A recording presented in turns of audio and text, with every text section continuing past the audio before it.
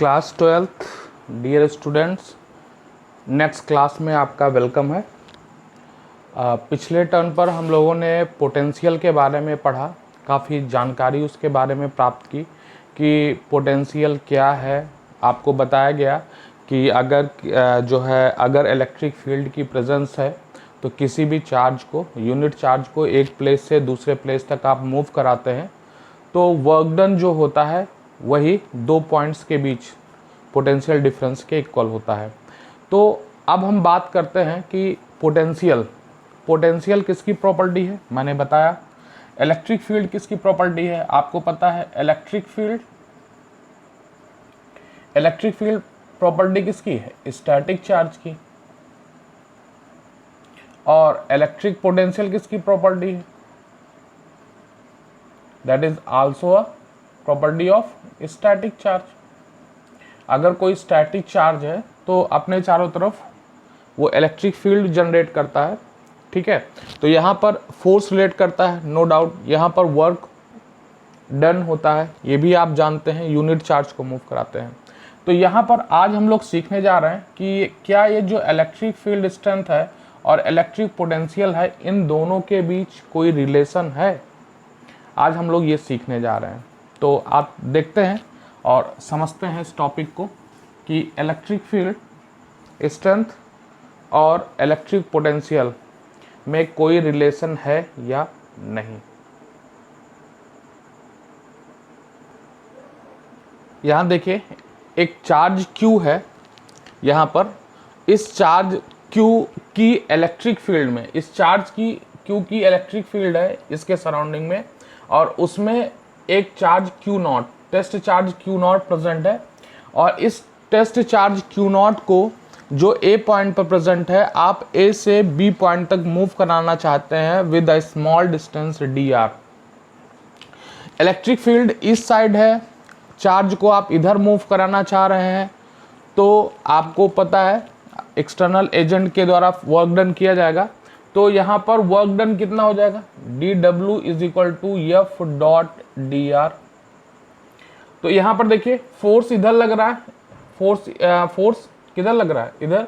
या आप कह सकते हैं, जी हाँ, अगर ये आप ये भी कहें कि यहाँ डिस्प्लेसमेंट इसका इधर हो रहा है, डिस्प्लेसमेंट इधर हो रहा है, और इलेक्ट्रिक फील्ड के द्वारा इधर जो है इलेक्ट्रिक फील्ड इधर वर्क कर रही है, या इलेक्ट्रिक फील्ड इधर अप्लाई है यहाँ पर इस साइड में, डिस्प्लेसमेंट इस साइड हो रहा है।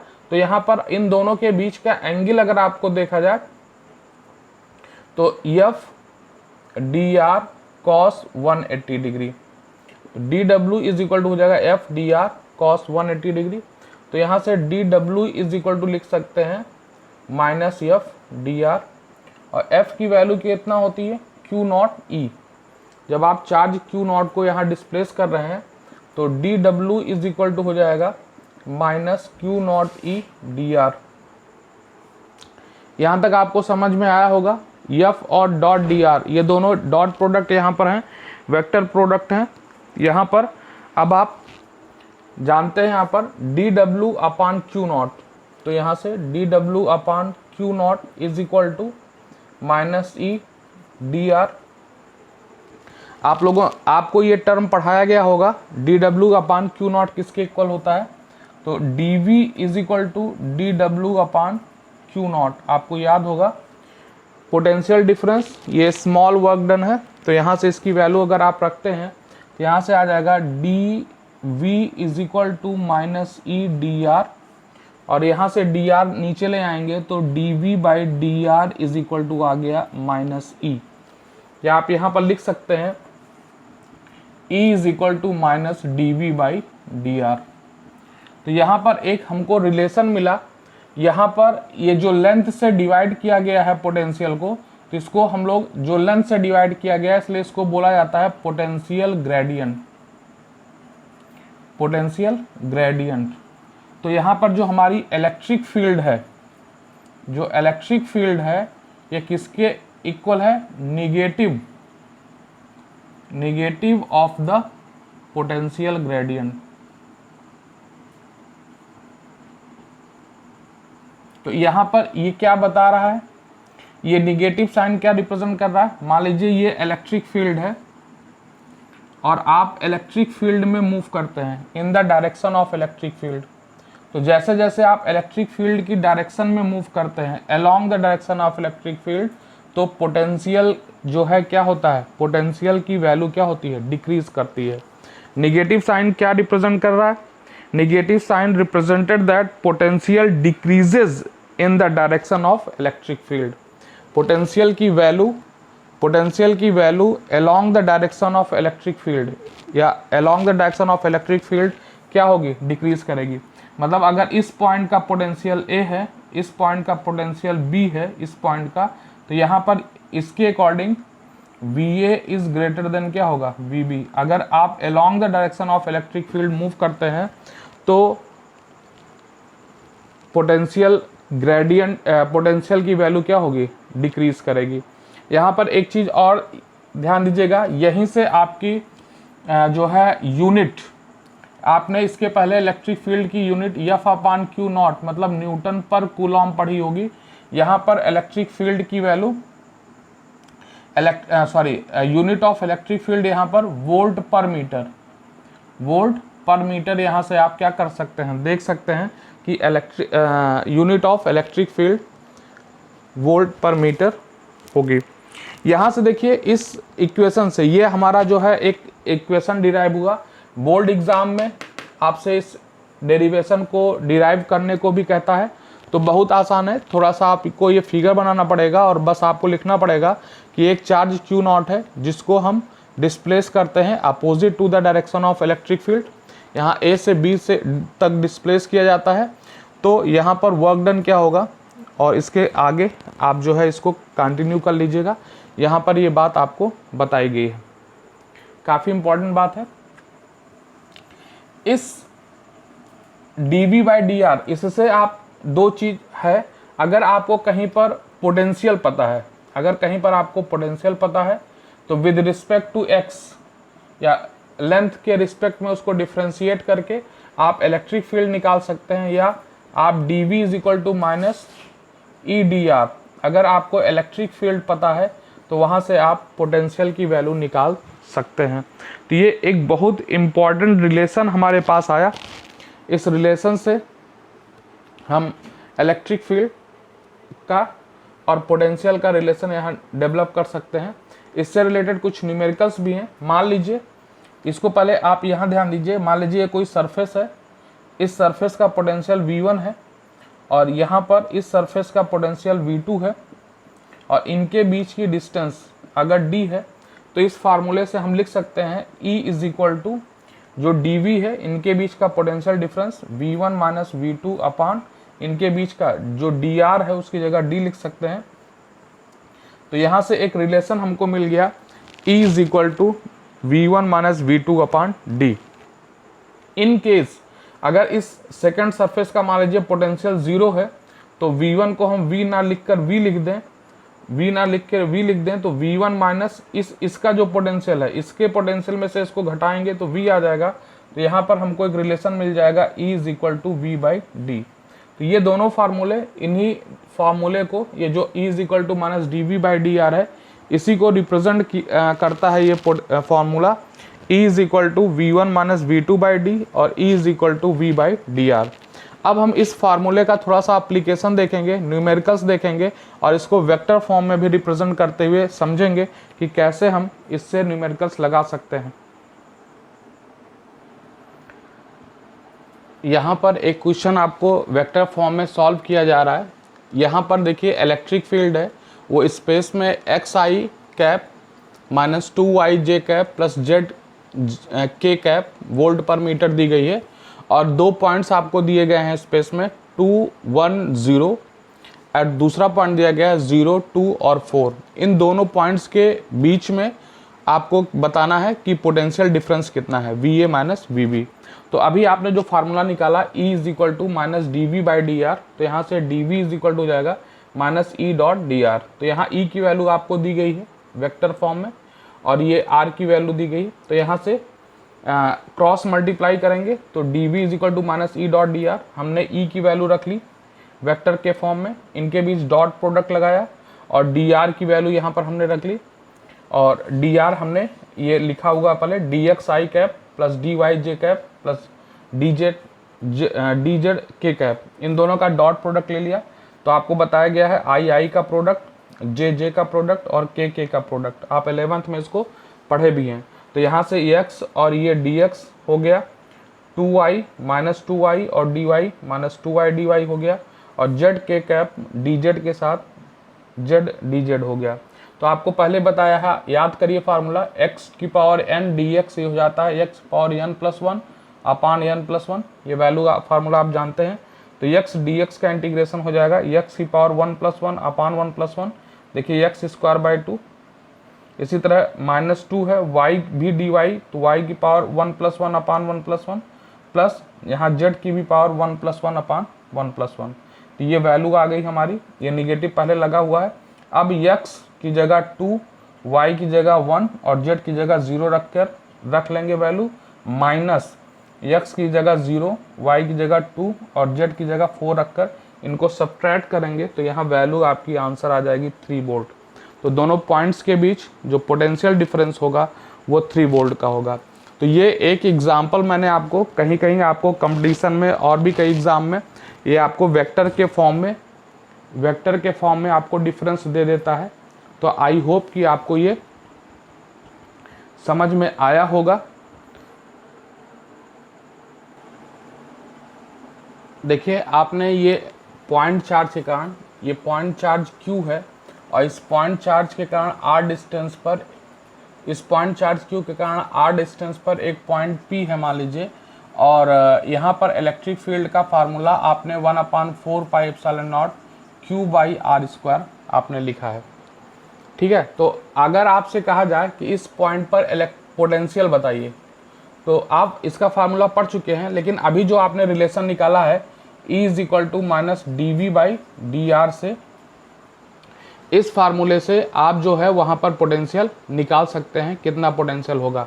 तो यहाँ पर अगर इलेक्ट्रिक फील्ड पता है तो इलेक्ट्रिक पोटेंशियल, और अगर इलेक्ट्रिक पोटेंशियल पता है तो आप इलेक्ट्रिक फील्ड निकाल सकते हैं। तो यहाँ से देखिए dv इज इक्वल टू हो जाएगा माइनस de डॉट dr। तो यहाँ से इलेक्ट्रिक फील्ड की वैल्यू रख दीजिए, तो ये 1/4 pi epsilon naught Q by R square, dv is equal to आ जाएगा, इसको इंटीग्रेट कर दीजिए, minus 1/4 pi epsilon naught Q भी बाहर आएगा 1/r स्क्वायर dr। देखिए आपको पता है इंटीग्रेशन, ये 1/r स्क्वायर, ये r की पावर माइनस 2 dr हो जाएगा, तो r की power minus 2 plus 1 upon minus 2 plus 1, तो ये माइनस 1/r आएगा। ये पूरा सॉल्व करेंगे तो यहाँ से देखिए जो आपको फार्मूला बताया गया था, x की power n dx is equal to x की power n plus 1 upon n plus 1। तो इस v इज इक्वल टू यहाँ से आ जाएगा minus q upon 4 pi epsilon not, यहाँ से आ जाएगा माइनस 1/r। तो v इज इक्वल टू आ जाएगा 1/4 pi epsilon naught q by r। तो देखिए ये इस फार्मूले की ये खूबसूरती है। आप कह सकते हैं कि अगर आपको इलेक्ट्रिक फील्ड पता है तो आप इलेक्ट्रिक पोटेंशियल निकाल लिए, और अगर आपको इलेक्ट्रिक पोटेंशियल पता है तो आप इलेक्ट्रिक फील्ड निकाल सकते हैं। तो जैसे आपको बताया गया था, मान लीजिए पोटेंशियल पता है तो इसको r के रिस्पेक्ट में क्या कर लीजिए, डिफ्रेंशिएट कर लीजिए, तो आपको उस पॉइंट पर इलेक्ट्रिक फील्ड भी पता चल जाएगी। तो r डिस्टेंस पर इलेक्ट्रिक फील्ड, किसी पॉइंट चार्ज से r डिस्टेंस पर इलेक्ट्रिक फील्ड का formula k Q by R square, और r डिस्टेंस पर इलेक्ट्रिक पोटेंशियल का formula k Q by r, ये होता है। इस पर हम एक क्वेश्चंस देखते हैं तुरंत। यहाँ पर देखिए क्वेश्चन क्या बताया गया है, at a point the electric field and electric potential are 32 newton per coulomb and 10 joule per coulomb. कोई पॉइंट है, यहाँ पर एक चार्ज Q है, इस चार्ज Q के कारण एक पॉइंट यहाँ पर, इस चार्ज Q से कोई r डिस्टेंस पर एक पॉइंट P है जहाँ पर इलेक्ट्रिक फील्ड की वैल्यू बता रहा है 32 न्यूटन पर कूलम है, और वहाँ पर पोटेंशियल की वैल्यू यहाँ पर बता रहा है 10 जूल पर कूलम है। तो आपसे कह रहा है कैलकुलेट मैग्नीट्यूड ऑफ चार्ज, ये चार्ज का मैग्नीट्यूड बताइए, और आपसे कह रहा है find the observation from the charge. Observation point, तो यहाँ से आप ये भी लिख सकते हैं E is equal to V/D या V/R यहाँ लिख सकते हैं। तो यहाँ से आप R की वैल्यू डायरेक्ट निकाल सकते हैं V/E से। तो यहाँ V की वैल्यू 10 है और E की वैल्यू 32 है। तो यहाँ से 5/16 R की वैल्यू निकाल सकते हैं। ठीक है, अब जो है अगर आपसे कहे कि चार्ज का मैग्नीट्यूड भी बताइए, तो चार्ज का मैग्नीट्यूड आप कैसे निकालेंगे? तो कोई भी अब एक वैल्यू रख दीजिए, V इज इक्वल टू के Q/R। तो V की वैल्यू आपको तो पता है 10 जूल, K की वैल्यू 9 × 10⁹ इंटू Q/R की वैल्यू आप यहाँ से पता कर लिए 5 × 16। तो इस क्वेश्चन को सॉल्व करके यहाँ से आप E और V पता होने के बाद आप इस चार्ज के मैग्नीट्यूड को और ये चार्ज कितनी डिस्टेंस पर है उसको निकाल सकते हैं। दूसरा फार्मूला आप ये भी लगा सकते हैं, E इज इक्वल टू के Q/R² और V इज इक्वल टू के Q/R। दोनों को डिवाइड करके भी आप R की वैल्यू निकाल करके आप निकाल सकते हैं। यही फार्मूला फिर से आएगा और यहाँ पर आप इसको सॉल्व कर सकते हैं। तो दोनों मेथड्स कोई भी आप यूज कर लीजिए, आसानी से आप इस प्रॉब्लम को क्या कर सकते हैं, सॉल्व कर सकते हैं। यहाँ देखिए हम एक टॉपिक जल्दी से कंसीडर कर ले रहे हैं, इसको आप पढ़ भी चुके हैं लेकिन इलेक्ट्रिक फील्ड के टर्म्स में। यहाँ पर हमको क्या करना है कि एक रिंग है जिस पर +Q चार्ज दिया गया है इस पूरे रिंग पर, और इस रिंग के सेंटर से x डिस्टेंस पर एक कोई पॉइंट P है। तो यहाँ पर कहा जा रहा है कि इस पॉइंट P पर पोटेंशियल पता करिए, what is the potential at this point. तो याद करिए आपने इस टॉपिक को लेकर इलेक्ट्रिक फील्ड के टर्म में इसको आपने बताया था। तो हम क्या करेंगे, ये पॉइंट्स है, इस पर एक हम स्मॉल डिस्टेंस मान लेंगे जिसका चार्ज dq है। तो इसके कारण यहाँ इलेक्ट्रिक फील्ड की डायरेक्शन तो ये होगी, लेकिन यहाँ पर हमको किसकी बात, यहाँ हमको क्या पता करना है, इलेक्ट्रिक पोटेंशियल। तो ये डिस्टेंस r है। अभी आपने फार्मूला भी लिखा है कि पोटेंशियल ड्यू टू चार्ज, जो स्मॉल चार्ज dq है, तो dv हो जाएगा 1/4πε0 dq/, ये डिस्टेंस देखिए यहाँ से लेकर यहाँ तक, मान लो ये पॉइंट P है तो ये AP हो जाएगा। तो इसको अगर आप सॉल्व करेंगे तो 1/4πε0 dq/, AP की वैल्यू क्या हो जाएगी, ये आपकी R है। तो यहाँ से आप लिख सकते हैं 1/4πε0 dq/, ये देखिए a² + x² की पावर हाफ। तो यहाँ से आप टोटल पोटेंशियल की बात करेंगे, तो dV इज इक्वल टू हो जाएगा, जो V के इक्वल होगा, तो हो जाएगा 1/4πε0, ये डिस्टेंस कांस्टेंट है, 1/a² + x² की पावर हाफ बाहर आ गया, इंटीग्रेशन ऑफ dq। तो यहाँ से V की वैल्यू हो जाएगी 1/4πε0, ये dq अगर इंटीग्रेट करोगे तो टोटल चार्ज रिंग का आ जाएगा। तो यहाँ से आ जाएगा Q/a² + x² की पावर हाफ। तो ये हमारा जो फार्मूला आ गया, ये किसी भी रिंग के कारण उसकी एक्सिस पर, किसी भी रिंग के कारण उसके ये लाइन है, सेंटर लाइन है, उसकी एक्सिस पर हम जो है क्या निकाल सके हैं, पोटेंशियल निकाले हैं। यहाँ पर एक इम्पॉर्टेंट बात याद है, अगर आपको याद होगा कि इलेक्ट्रिक फील्ड का फार्मूला 1/4πε0 qx/a² + x² की पावर 3/2, याद होगा आपको ये फार्मूला। तो मैंने आपको यहाँ पर बताया था कि अगर हम यहाँ पर x इज इक्वल टू 0 रख दें, मतलब ये जो हमारा पॉइंट P है, अगर ये कहाँ पर आ जाए, सेंटर पर आ जाए, तो यहाँ पर इलेक्ट्रिक फील्ड हमारी क्या हो जाती थी, 0। लेकिन यहाँ पर देखिए, अगर आप यहाँ पर x इज इक्वल टू 0 रख दें, अगर यहाँ पर x इज इक्वल टू 0 रख दें, तो हमारा जो पोटेंशियल होगा, बहुत इंपॉर्टेंट रिजल्ट दे रहा है, 1/4πε0 Q/a।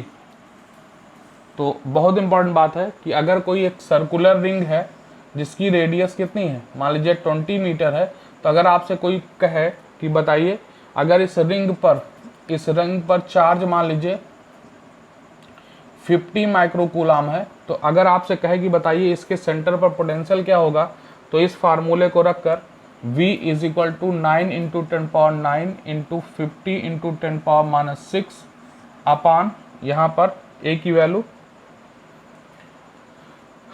20 मीटर है, आप ये वैल्यू रखकर उसके सेंटर पर पोटेंशियल निकाल सकते हैं।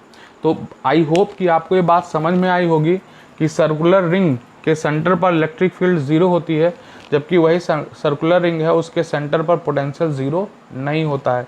तो पोटेंशियल की वैल्यू यहाँ पर 1/4πε0 Q/a यहाँ पर होती है। आपको ये समझ में आया होगा। आगे कंटिन्यू करते हैं next topic. Class 12 next topic जो हम लोग पढ़ने जा रहे हैं दैट इज इक्विपोटेंशियल सरफेस। ये एक बहुत इंपॉर्टेंट टॉपिक है, आपसे एग्जाम में 2 मार्क्स का पूछता भी है कि इक्विपोटेंशियल सरफेस क्या है और इक्विपोटेंशियल सरफेस की कैरेक्टरिस्टिक्स बताइए। तो यहाँ पर आपको रिटन में आता है, ये सब्जेक्टिव क्वेश्चन के रूप में बनता है। तो इक्विपोटेंशियल सरफेस नाम से देखिए क्लियर है, इक्विपोटेंशियल सरफेस ऐसा सरफेस जिसका पोटेंशियल क्या हो, इक्वल हो। ऐसा सरफेस, कोई ऐसा सरफेस जिसका पोटेंशियल आपस में क्या हो, इक्वल हो, उसी को ही हम लोग बोलते हैं इक्विपोटेंशियल सरफेस। तो ये सरफेस किसी कंडक्टर के अंदर भी हो सकता है और ये किसी पॉइंट चार्ज के सराउंडिंग भी सरफेस ड्रॉ किया जा सकता है। तो देखिए सबसे पहले अगर हम एग्जैक्ट डिफाइन की बात करें इक्विपोटेंशियल सरफेस के, तो any surface over which the electric potential is same, जो अभी हमने बात किया नाम से क्लियर है, any surface over which the electric potential is same everywhere is called an equipotential surface. ऐसा सरफेस जिसके चारों तरफ हमारा पोटेंशियल क्या हो, सेम हो, उसको हम लोग बोलते हैं इक्विपोटेंशियल सरफेस। अब अभी आपसे बात की गई थी, डिस्कस की गई थी, it may be a surface of a charge body. Equipotential surface किसी भी चार्ज बॉडी का सरफेस हो सकता है, और a surface in a space, या कोई ऐसा सरफेस जो क्या हो सकता है, स्पेस में एग्जिस्ट करे, that is a equipotential surface. अगर हम इसको चार्ज के रूप में बिहेव करें, इसको चार्ज के रूप में बिहेव करें, ये चार्ज क्यू है, तो इसके चारों तरफ हम इक्विपोटेंशियल सरफेस ड्रॉ कर सकते हैं, इक्विपोटेंशियल सरफेस फाइंड आउट कर सकते हैं।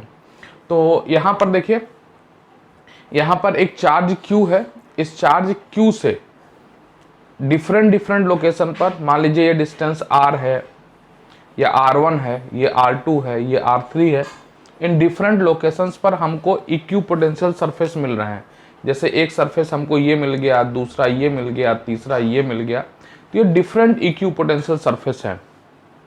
तो अगर ये देखो यहाँ से निकाला भी जा रहा है कि potential at a distance r, तो ये V = 1/4πε0 Q/r।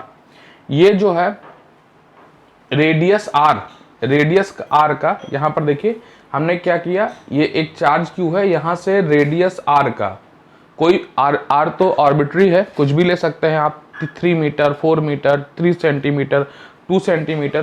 तो अगर यहाँ से आप r रेडियस का एक सर्किल खींचें, तो आप देख रहे हैं ये जो सर्किल है इस चार्ज क्यू से सभी क्या होंगे, इक्वल डिस्टेंस पर होंगे। तो ये r रेडियस का हम लोग एक सरफेस ड्रॉ कर लिए, एक स्फीयर टाइप में ये बन गया, ठीक है ना, चारों तरफ। तो उसको हम लोग बोलते हैं a sphere of radius r is a equipotential surface. तो किसी चार्ज के चारों तरफ का वो प्लेस जो लगभग क्या है, इस स्पेस में है और वो इक्वल डिस्टेंस पर है, तो उसको हम लोग क्या बोल रहे हैं, इक्विपोटेंशियल सरफेस। क्लियर। अब इसकी कैरेक्टरिस्टिक्स के बारे में आते हैं, इंपॉर्टेंट प्रॉपर्टीज की बात आती है। तो सबसे पहले important property, no work is done in moving a charge between any 2 points on equipotential surface. Clear बात है। अगर हमारा इक्विपोटेंशियल सरफेस है, यहाँ पर देखिए, अगर ये पहला वाला इक्विपोटेंशियल सरफेस है, तो अगर यहाँ से यहाँ आपको मूव करना है तो यहाँ पर कह रहे हैं कि कोई भी वर्क डन नहीं होगा। क्यों? आपने पढ़ा है कि VA minus VB is equal to W upon Q naught. तो अगर ये इक्यू पोटेंशियल सरफेस है तो ये मान लीजिए पॉइंट A है और ये पॉइंट B है, तो अगर आपको A से B पॉइंट पर जाना है तो जो A पॉइंट का पोटेंशियल V है वही B पॉइंट का भी पोटेंशियल V होगा, क्योंकि ये A और B point equipotential surface पर एग्जिस्ट कर रहे हैं। तो V minus V is equal to 0, तो 0 upon 0 is equal to W upon Q naught. तो यहाँ से W इज इक्वल टू क्या आ जाएगा? 0। तो यहाँ से क्लियर है आपको ये बात जो यहाँ पर एक्सप्लेन कराई जा रही है कि अगर किसी भी चार्ज पार्टिकल को इक्यू पोटेंशियल सरफेस पर एक प्लेस से दूसरे प्लेस तक आप मूव कराएंगे तो वर्क डन क्या होगा? 0 होगा। क्लियर? दूसरी बात क्या कही जा रही है? The electric line of force are right angles to the equipotential surface. इसको समझने का प्रयास करिए। जैसे यहाँ पर प्लस क्यू चार्ज है और इस प्लस क्यू चार्ज के चारों तरफ आप इक्यू पोटेंशियल सरफेस ड्रॉ कर रहे हैं। ये इक्यू पोटेंशियल सरफेस आप इस प्लस क्यू चार्ज के चारों तरफ ड्रॉ कर रहे हैं, ठीक है। तो यहाँ पर कहा जा रहा है कि the electric line of force are right angles to the equipotential surface. मतलब अगर यहाँ पर आप इलेक्ट्रिक फील्ड लाइंस आप ड्रॉ करेंगे ये, तो ये इलेक्ट्रिक फील्ड लाइंस हमेशा इक्यू पोटेंशियल सरफेस के क्या होंगी? परपेंडिकुलर होंगी। ये बात यहाँ पर कही जा रही है। कोई भी इलेक्ट्रिक फील्ड लाइंस यहाँ ड्रॉ करेंगे तो ध्यान दीजिएगा, इलेक्ट्रिक फील्ड लाइंस हमेशा इक्यू पोटेंशियल सरफेस के क्या होगी? परपेंडिकुलर होगी। इक्यू पोटेंशियल सरफेस के परपेंडिकुलर होगी। ऐसा इसलिए है क्योंकि कोई भी पोटेंशियल ग्रेडियंट आपको नहीं मिलेगा along the surface. Along the surface कोई भी पोटेंशियल ग्रेडियंट नहीं मिलेगा। इसीलिए ये आपने पढ़ा होगा E is equal to minus dB by dr। तो पोटेंशियल ग्रेडियंट मतलब पोटेंशियल में change with respect to distance. तो पोटेंशियल में change with respect to distance अगर आप देखेंगे अलोंग द टैंजेंट या अलोंग द सरफेस आप देखेंगे तो कोई भी चेंज नहीं मिलेगा। इसलिए इलेक्ट्रिक फील्ड लाइंस यहाँ पर ध्यान दीजिएगा, बहुत इंपॉर्टेंट बात है।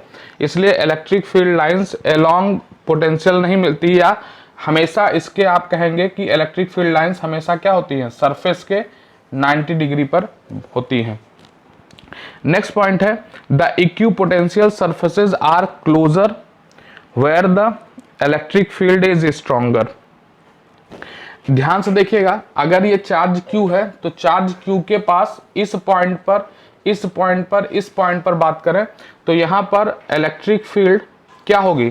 चार्ज Q के पास इलेक्ट्रिक फील्ड स्ट्रांग होगी। तो इनका कहने का मतलब ये है इस कॉन्सेप्ट के अनुसार कि यहाँ पर आपको इक्यू पोटेंशियल सरफेस, जैसे ये पहला मिला, ये दूसरा मिला, तो ये देखिए ये तीसरा मिला। आप देख रहे हैं इक्यू पोटेंशियल सरफेस हमसे पहला है, दूसरा है, ये क्लोज मिल रहा है, तीसरा दूर हो गया, चौथा और दूर हो गया, पांचवा हो सकता है क्या हो? और दूर हो। क्यों? क्योंकि अगर सेम चेंज रखना है, पोटेंशियल में चेंज सेम रखना है, कांस्टेंट चेंज रखना है पोटेंशियल में, जैसे इस पॉइंट से इस पॉइंट तक आ रहे हैं तो पोटेंशियल में चेंज अगर कांस्टेंट रखना है तो आप देखिए जो dr है वो इलेक्ट्रिक फील्ड के इनवर्सली प्रोपोर्शनल है। इधर देखिए dr is inversely proportional to E, मतलब इलेक्ट्रिक फील्ड और dr में इनवर्सली प्रोपोर्शनल का रिलेशन है। तो इलेक्ट्रिक फील्ड डिक्रीज करेगी और इक्यू पोटेंशियल सरफेस की लोकेशन भी उसके अनुसार क्या होगी? ज्यादा दूर होती जाएगी। तो यहाँ पर ये बताया जा रहा है, तो अपने दिमाग में रखिए कि जहां पर इलेक्ट्रिक फील्ड स्ट्रांग होगी, वहां पर इक्यू पोटेंशियल सरफेस क्या होंगे? जल्दी जल्दी मिलेंगे। और जैसे जैसे इलेक्ट्रिक फील्ड वीक होती जाएगी वहां पर इक्यू पोटेंशियल सरफेस भी क्या होते जाएंगे? इक्यू पोटेंशियल सरफेस भी एक दूसरे से लार्ज डिस्टेंस पर मिलते जाएंगे। ध्यान दीजिएगा इस बात को। मतलब जैसे मान लीजिए यहाँ 1 सेंटी पर मिला, 1 सेंटी पर मिला, फिर 2 सेंटीमीटर पर मिला, फिर हो सकता है 4 पर मिले, फिर हो सकता है 9 पर मिले, फिर हो सकता है, तो ये इससे जो है गैप दूर होता जाएगा। और ये लास्ट कैरेक्टरिस्टिक्स है, no two equipotential surface can intersect each other. तो यहाँ पर ध्यान से देखिए, चूंकि इलेक्ट्रिक फील्ड लाइंस ये तो प्रीवियस का कॉन्सेप्ट है कि इलेक्ट्रिक फील्ड लाइंस हमेशा क्या होती हैं, इक्विपोटेंशियल सरफेस के परपेंडिकुलर होती हैं और 2 इलेक्ट्रिक फील्ड लाइंस एक दूसरे को कट नहीं करती हैं। ध्यान दीजिएगा, 2 इलेक्ट्रिक फील्ड लाइंस एक दूसरे को कट नहीं करती, ये पहले का कॉन्सेप्ट है। और यहाँ पर ध्यान दीजिएगा, इक्विपोटेंशियल सरफेस एक दूसरे के क्या होते हैं, परपेंडिकुलर होते हैं, तो इक्विपोटेंशियल सरफेस भी एक दूसरे को कट नहीं करेंगे। ध्यान दीजिएगा इस कॉन्सेप्ट को कि इलेक्ट्रिक फील्ड लाइंस एक दूसरे के क्या है, परपेंडिकुलर है, और साथ ही साथ वो electric field lines equipotential surface के क्या है, परपेंडिकुलर है। और 2 electric field lines do not cut each other, so equipotential surfaces will also not be cut each other। तो ये दोनों इक्विपोटेंशियल सरफेस भी एक दूसरे को कट नहीं करेंगे। तो ये देखिए, ये इक्विपोटेंशियल सरफेस की डिफाइन और ये कैरेक्टरिस्टिक्स, ये मिला के कभी कभी 2 से 3 नंबर, 2 या 2 मार्क्स या 3 मार्क्स में ये पूरा पूछ लिया जाता है। डिफरेंट बॉडी के इक्विपोटेंशियल सरफेस आपको ड्रॉ करने को पूछा जाता है, तो इस बात का ध्यान रखे रहिएगा। यहाँ पर एक पॉइंट चार्ज के कारण इक्विपोटेंशियल सरफेस आपको यहाँ ड्रॉ करने को दिया गया है।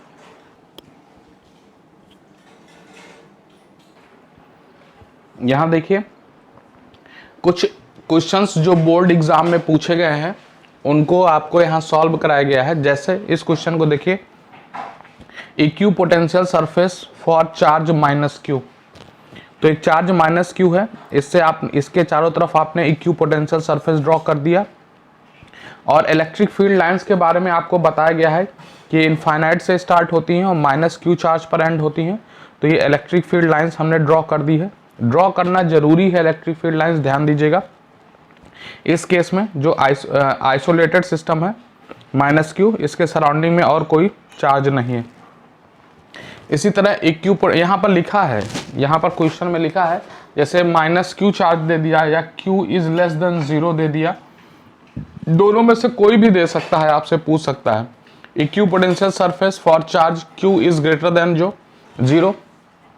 तो क्यू इज ग्रेटर देन 0 का मतलब हमारा चार्ज पॉजिटिव है, तो यहाँ से इलेक्ट्रिक फील्ड लाइंस आप ऐसे ड्रॉ कर दे सकते हैं। और ये पहला इक्विपोटेंशियल सरफेस है, दूसरा है, इस तरह आप इक्विपोटेंशियल सरफेस ड्रॉ कर सकते हैं। और एग्जाम में पूछा गया है equipotential surface of 2 identical point charge. 2 identical point charge मतलब दोनों हो सकता है प्लस क्यू चार्ज हो सकता है दोनों माइनस क्यू चार्ज हो। तो यहाँ पर 2 identical point charge plus Q हैं, एक दूसरे से कुछ डिस्टेंस पर रखे गए हैं। तो यहाँ पर देखिए, इनके इक्विपोटेंशियल सरफेस यहाँ पर एक दूसरे पर ये 2 सरफेस दिखाए गए हैं, और जो तीसरा सरफेस दिखाया गया है यहाँ देखिए, इनको कट करते हुए नहीं दिखाना है, ये ध्यान रखिएगा। आपको बताया गया है कि इक्विपोटेंशियल सरफेस एक दूसरे को कट नहीं करते हैं।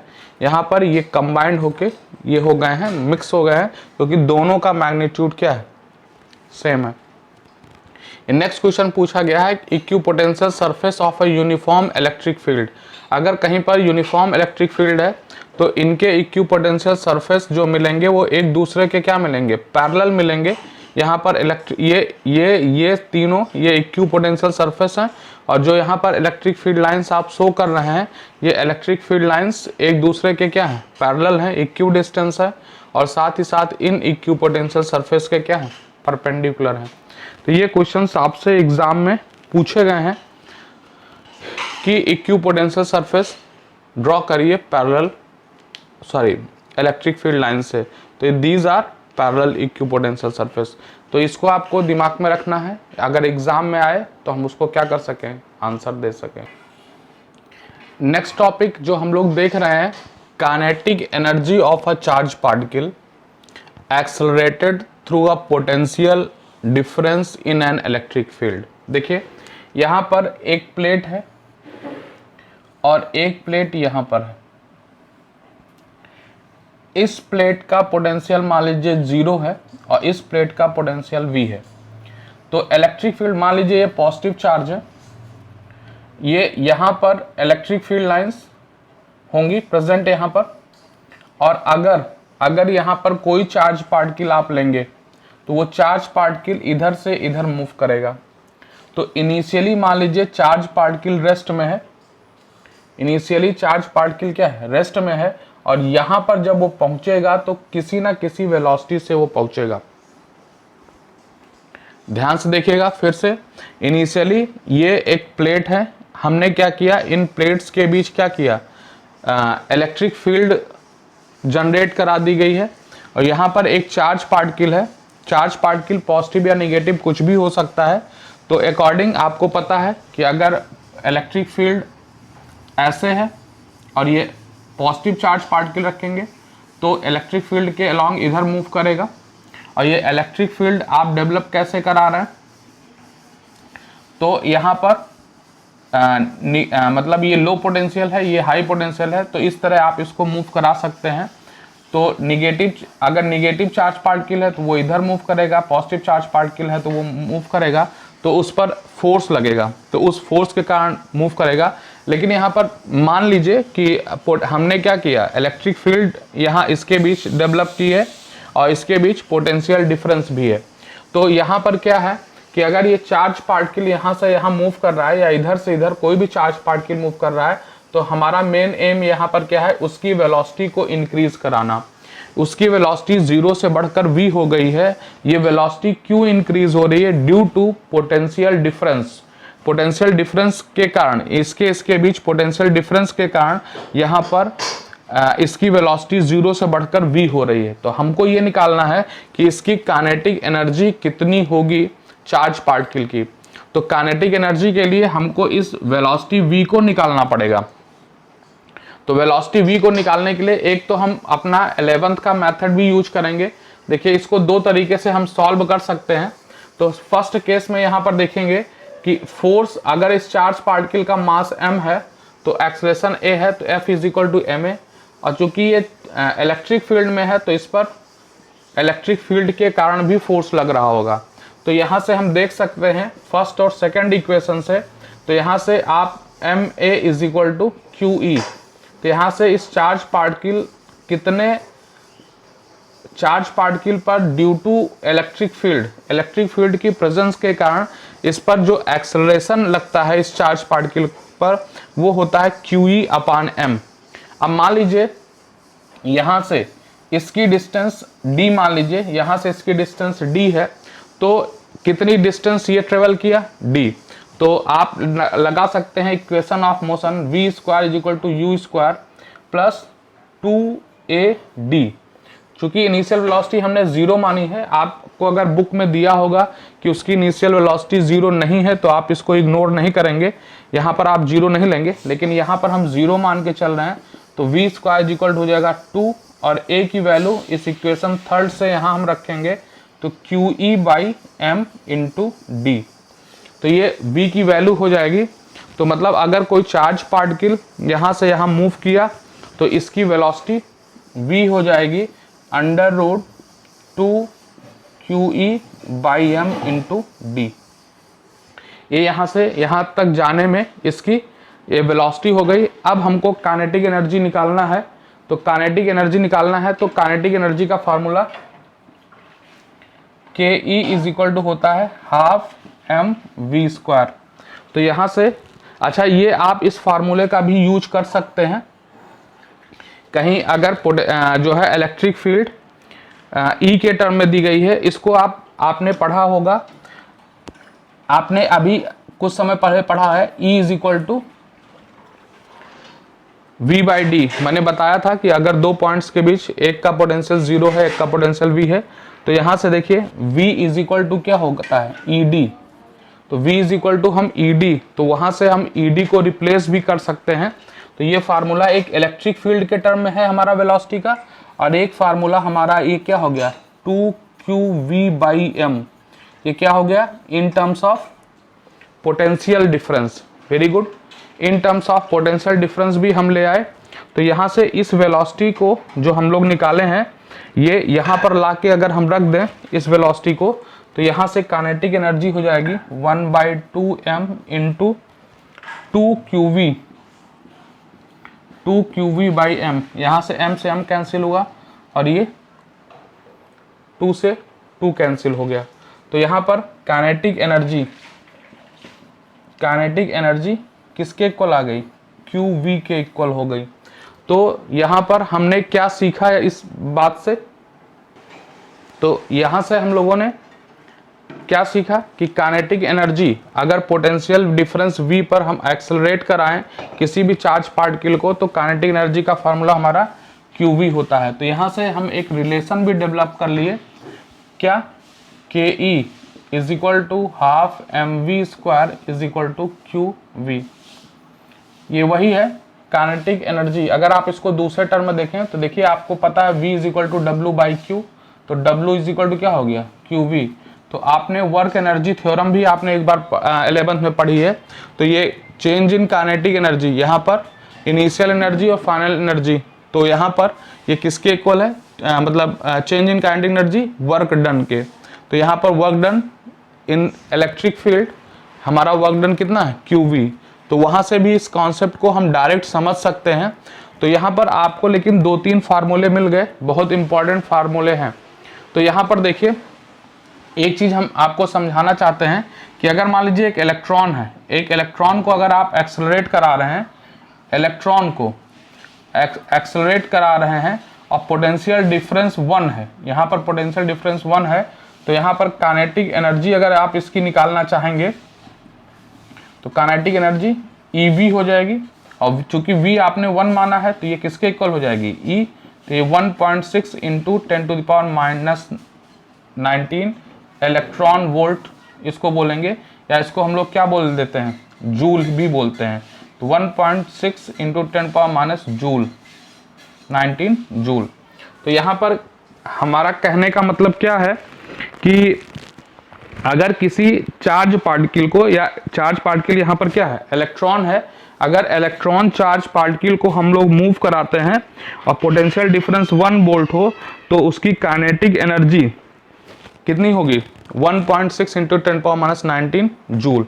तो यहाँ पर ये इलेक्ट्रॉन वोल्ट अगर हम बात करें तो यहाँ से एक रिलेशन मिला कि 1 electron volt is equal to 1.6 into 10⁻⁻19 joule के इक्वल होता है। यहाँ से एक रिलेशन भी हमको मिला। तो इस पर हमारे यहाँ बोर्ड एग्जाम में इस कॉन्सेप्ट पर क्वेश्चन भी पूछे जाते हैं। तो देखिए इस पर हम एक क्वेश्चन भी अभी ट्राई करते हैं। यहाँ पर एक क्वेश्चन आपका है कि an alpha particle and a proton are accelerated through same potential difference. मतलब यहाँ पर पोटेंशियल 0 है, यहाँ पर पोटेंशियल v है, यहाँ पर आपके पास एक अल्फा पार्टिकल है और आपके पास यहाँ पर एक प्रोटॉन है। इन दोनों को यहाँ से यहाँ तक आप क्या करा रहे हैं, एक्सेलरेट करा रहे हैं। तो कह रहा है कि उनकी वेलोसिटीज का रेशियो बताइए और वहाँ उनके लीनियर मोमेंटम का रेशियो बताइए। ये आपके यहाँ एग्जाम में पूछा गया क्वेश्चन है। तो देखिए अगर यहाँ से 0 to v पोटेंशियल डिफरेंस में आप मूव करा रहे हैं तो वेलोसिटी का भी अभी फार्मूला हम लोगों ने डेवलप किया है √2qv/m, और मोमेंटम का फार्मूला है लीनियर मोमेंटम का p = mv। तो आपको ये बात मैंने पहले के वीडियोस में सिखाई है। क्या सिखाई है कि जो प्रोटॉन है और जो अल्फा पार्टिकल है, अगर प्रोटॉन का मास m है तो अल्फा पार्टिकल का मास 4m होता है, क्योंकि प्रोटॉन को हम लोग 1h1 और इसको हम लोग 2he4 से रिप्रेजेंट करते हैं। तो अगर हम बात करें तो प्रोटॉन यहाँ पर कितना है, तो उसके मास यहाँ 1 और यहाँ 4 टाइम्स रेशियो है, और यहाँ पर चार्ज q है तो यहाँ पर चार्ज 2q है। यहाँ पर हम इससे देख सकते हैं। तो अगर हम यहाँ पर अल्फा पार्टिकल की बात करें, तो देखिए v alpha is equal to velocity of alpha particle क्या हो जाएगी, √2 q की जगह यहाँ पर क्या रखेंगे अल्फा पार्टिकल के लिए, जी हाँ 2q रखेंगे, क्योंकि इस पर चार्ज 2q है। पोटेंशियल v होगा और मास यहाँ पर कितना रखेंगे, 4m रखेंगे। और अगर प्रोटॉन की बात करें तो प्रोटॉन के लिए तो हमारा यही चलेगा √2qv/m, क्योंकि इसका मास m है और चार्ज q है। तो यहाँ से देखिए ये 2q हो गया। तो यहाँ से हम इस 2 को अगर बाहर ले लें तो v alpha is equal to हो जाएगा √2 और अंदर क्या आ जाएगा यहाँ पर देखिए इस एक 2 को बाहर ले लिए, या इस पहले 2 से काट दीजिए इसको, तो इस 2 से ये 2 कट गया, तो ये 2 बाहर लेंगे तो 1/√2 बाहर आ जाएगा और अंदर आ जाएगा 2qv/m। तो देखिए √2qv/m किसके इक्वल है, Vp के, ठीक। तो यहाँ से हम इसको इस पूरे को Vp लिख सकते हैं। तो V alpha is equal to 1/√2 Vp।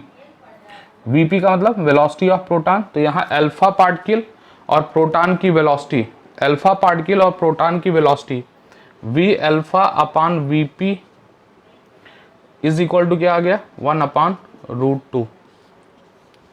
तो ये आपने यहाँ पर एक आंसर सॉल्व कर लिया कि अल्फा पार्टिकल और प्रोटॉन की वेलोसिटी का रेशियो 1/√2 होगा। अब इसी का यूज हम यहाँ पर भी करेंगे। तो अगर हम प्रोटॉन मोमेंटम की बात करें तो मोमेंटम फॉर अल्फा पार्टिकल हो जाएगा मास ऑफ अल्फा पार्टिकल। तो मास ऑफ अल्फा पार्टिकल देखिए कितना होगा 4m, और वेलोसिटी ऑफ अल्फा पार्टिकल। और मास ऑफ प्रोटॉन की बात करेंगे तो मास ऑफ प्रोटॉन कितना है, m है, इंटू वेलोसिटी ऑफ प्रोटॉन। इन दोनों को डिवाइड कर दीजिए क्योंकि हमसे रेशियो पूछ रहा है। यहाँ पर हमने रेशियो निकाला तो यहाँ m से m कैंसिल हो गया, तो p alpha upon momentum of alpha particle upon momentum of proton is equal to हो जाएगा 4 into velocity of alpha particle upon velocity of proton. और यहाँ पर देखिए वेलोसिटी ऑफ अल्फा पार्टिकल और वेलोसिटी ऑफ प्रोटॉन, ये आप कॉन्सेप्ट याद भी कर सकते हैं कि अल्फा पार्टिकल और प्रोटॉन की वेलोसिटी का रेशियो ऑलवेज 1/√2 होता है। आप इसको ध्यान भी रख सकते हैं, ठीक है, क्योंकि इसमें और स्पेसिफिक कंडीशन कोई अप्लाई नहीं की गई है। तो ये यहाँ पर आप इसको वैल्यू को लिख सकते हैं 4/√2। तो यहाँ से अगर आप √2 से ऊपर नीचे मल्टीप्लाई कर दें और डिवाइड कर दें तो यहाँ से आ जाएगा, ये आ जाएगा 4√2/2, या आ जा सकता है 2√2/1। तो मोमेंटम ऑफ अल्फा पार्टिकल और मोमेंटम ऑफ प्रोटॉन ये 2√2/1, ये आंसर आ गया। या वहाँ से आप 4/√2 भी निकाल सकते हैं इसका आंसर।